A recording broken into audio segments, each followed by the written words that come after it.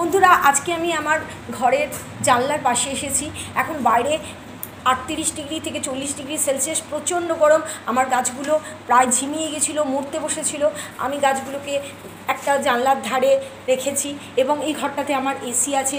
আমি যখন এসি চালাই তখন গাছগুলো বেশ ঠান্ডা থাকে। এমনিতে ঘরটা অনেকটাই ঠান্ডা এসি চালানোর জন্য। তো আমি এখানে বন্ধুদের দেখিয়ে দিই কী কী গাছ আছে আমার।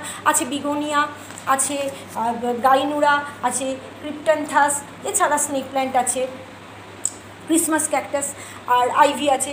এই আইভিটা তো প্রায় মরতেই বসেছিল গরমে, তো আমি এখন দেখাচ্ছি এটাতে আবার নতুন পাতা গজাচ্ছে।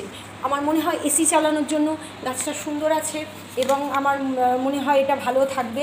তো বন্ধুরা আপনারা কি বলেন, আমাকে সাজেশান দিন যে এই জায়গাটায় আমি রাখবো নাকি আবার আমি একটু ছায়াযুক্ত স্থানে নিয়ে যাব, নাকি এই এসি ঘরের মধ্যে রাখলে আমার গাছটা ভালো থাকবে।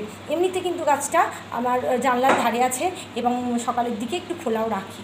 তো বন্ধুরা চটপট আমাকে জানান যে এখানে গাছগুলো রাখা যাবে না যাবে না।